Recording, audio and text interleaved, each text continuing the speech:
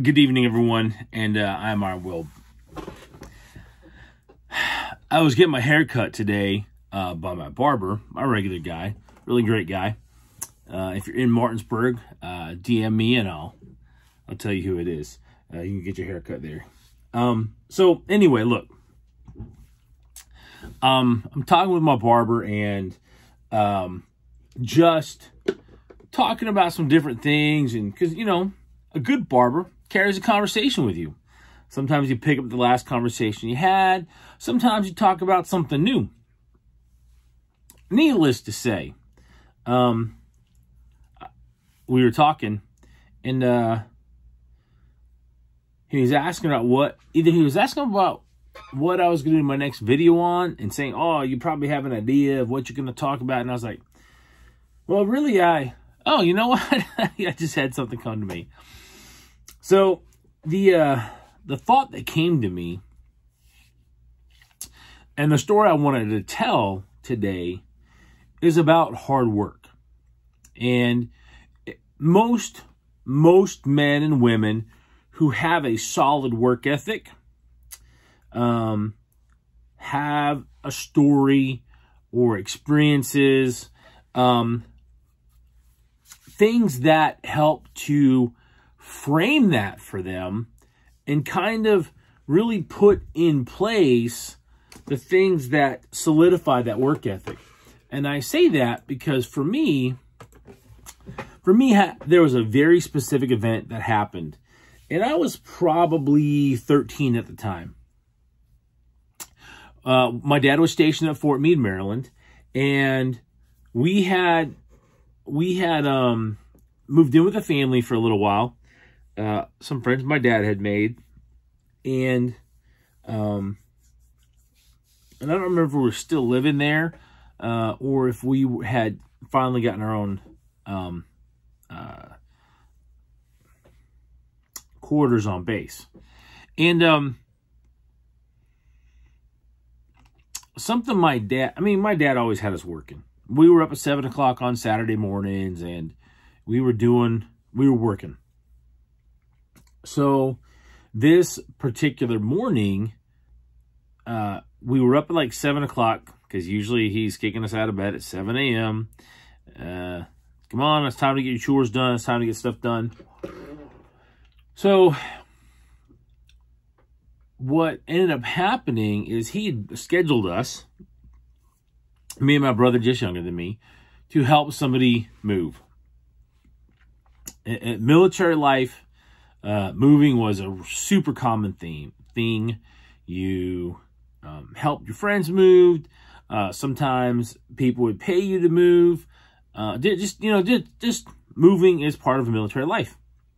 So this guy lived on the 3rd floor of a place in Baltimore. That's all I really remember. He had a nice little 2-bedroom apartment. And you came in the door, and on the right hand side, it opened up into a living room. And then the kitchen was on the left. You had a doorway, and you had a little cutout window. And then there was a bathroom and like 2 bedrooms in the back of the place, in the behind the house. And he had 3 candy jars, and I don't remember what was in them. Well, I don't remember what was in 2 of them. I remember what was in one of them. And one of the things that he had said to us is, "Hey guys, if you want some candy, just take whatever you want." Which was perfectly fine, except that my parents had always taught us to ask first before we take something that we've been offered, if we don't take some right away. Because something could change. There could be something that changes. There could be something that's a little different. There could be a reason, because it happened often in our house. My mom would say, yeah, you could have that. And then we'd go to get it, and she's up. I decided to make this. You can't have it. Because growing up, we didn't have a lot. And so this Saturday, we worked hard. 3 flights of stairs, up and down, up and down, up and down. There was 4 of us, and we worked from sometime probably around 8:30, 9 o'clock in the morning till somewhere around probably 2:30, 3 o'clock. I don't really remember the time exactly. I do remember it being about 3:30 when we sat on the living room floor and he had bought us dinner. Well, during the day, without asking, I grabbed a single Hershey Kiss. Just one. I know, it's not a big deal, right? It's just a Hershey Kiss. What are they, like 2-3 cents? If you were to, 5 cents if you divvy up a bag and do the math on it back in that year. Maybe they were less than that. Maybe like a half a cent or something. But so I eat this Hershey Kiss. We have dinner. The guy bought us Coke and milkshakes, I remember 3 burgers, 3 fries, and I want to say it was like 2 Cokes and a milkshake each. I could be wrong because it's been a couple years since then. Like 30-something years. But I felt good. I worked hard. I didn't stop. I didn't complain about the work. And, for a 13, 14-year-old boy, young man, whatever, teenager, whatever, my dad was proud of us. We had done well, my brother and I. Well, this is what I apologize for the cough drop. This is what happened. We got in the car, and my dad was driving. My brother was riding shotgun, and I was sitting in the middle of the back seat because it was a bench seat. I think it was a station wagon we had, and my dad says to us, boys, I'm really proud of you. You gave an honest day's labor for an honest day's wage. And man, that Hershey Kiss kicked me right between the eyes. Because I knew I hadn't asked for that Hershey Kiss. Now, you and I know a single Hershey Kiss is not a big deal. But at that moment in time, as I sat in the back of that car, in that seat, I realized that while a Hershey Kiss wasn't a big deal, that technically I hadn't asked for it. Technically, I didn't have permission to have it, according to the rules of our house. That Hershey Kiss is why whenever I got a job, I busted my butt. I worked my guts out. And it didn't matter what the work was. I've worked as a convenience store clerk, whatever that's called. I don't even know right now off the top of my head. I worked as a stalker in not only a grocery store, but also in a convenience store. It wasn't part of the clerking responsibilities. It was a separate, this came before that. I have moved probably dozens of people. Somewhere like 30, 40 moves in my lifetime. And one place I worked at a bar and grill. Back in those days, it was called Outer Limits. It was on Fort Irwin, California, on the Army base Fort Irwin. And I remember an older guy. He probably was at least 15 years or more older than me. Because, when you're 21, 22, everybody looks older than you, just about. But he was the head cook, headline cook there at the grill, and he couldn't get anyone else to help him dump the grease. And I was like, I'll help you. I don't care. I figured if I learned something new, that would just benefit me.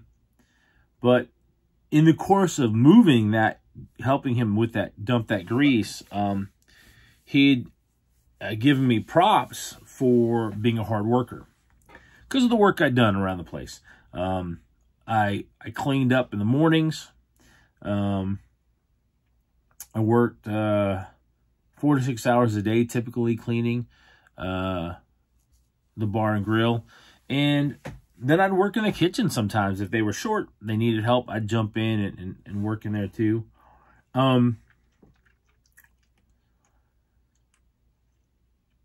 But we ended up having a conversation about work ethic.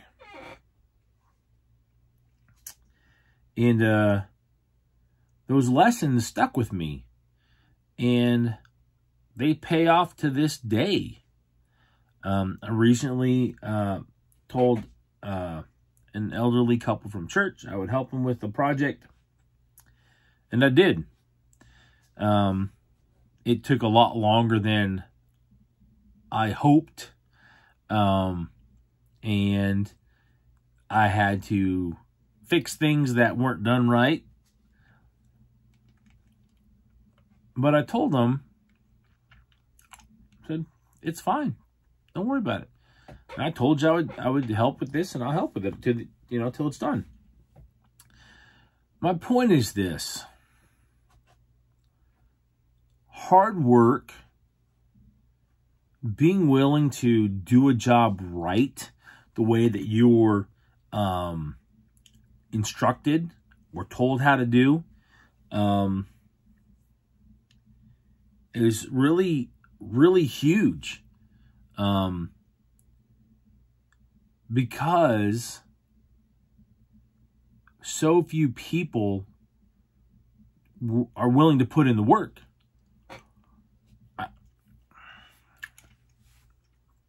There are some people that I have worked with, I was astounded they still had a job. Because they just didn't do the work. They really just didn't put in the effort. And maybe I'm being too critical of them.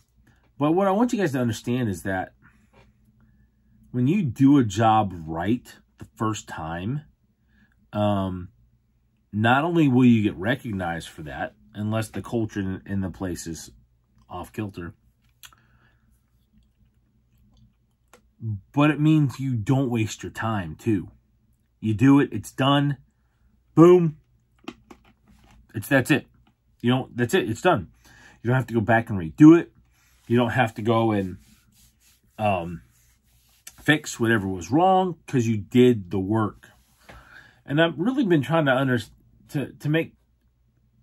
really want to convey the importance of hard work. I want to say it was Stephen Pressfield wrote a book called Do the Work. And I could be completely wrong. It could have been somebody else. Hold on a second here. Let me jump in here.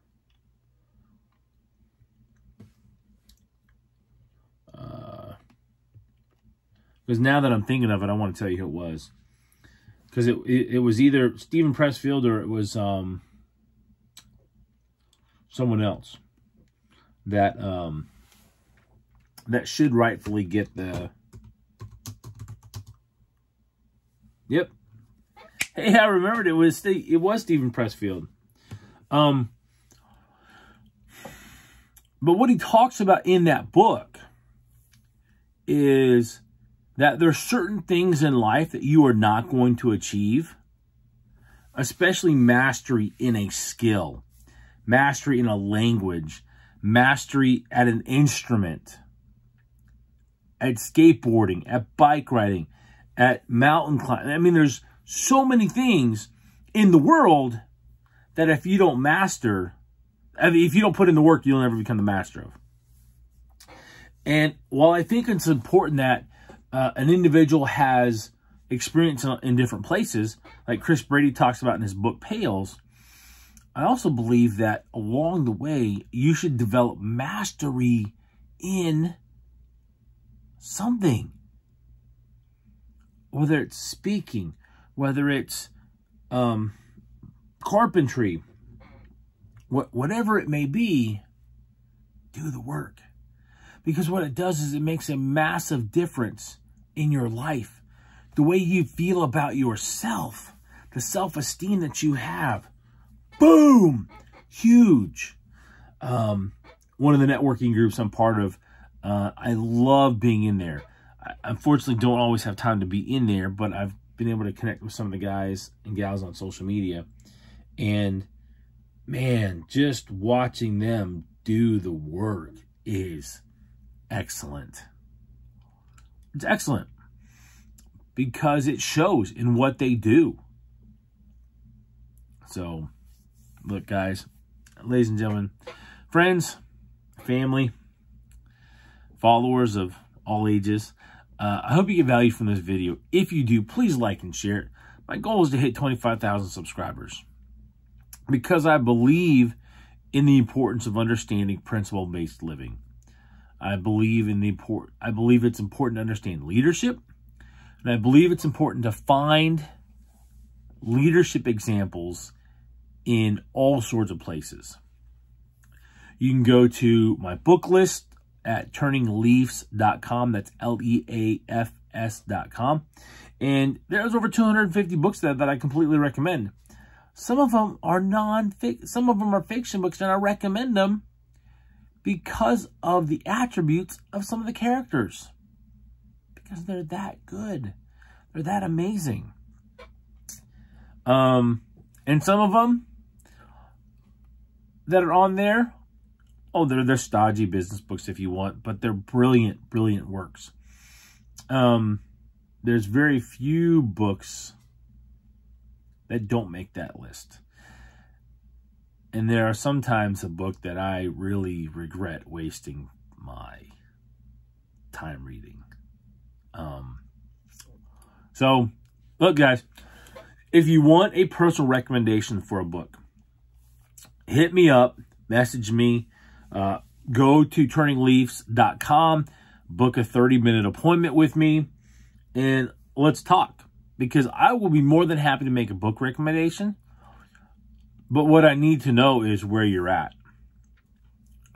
What can I help you with? What kind of a book do you really need? Okay?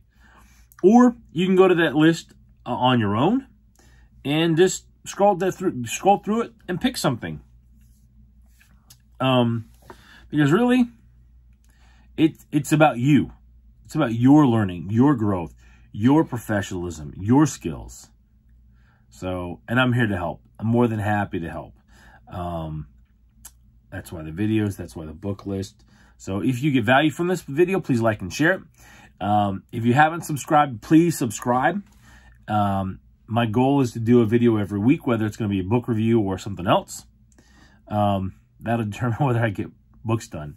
I feel like I've been really reading super slow this year.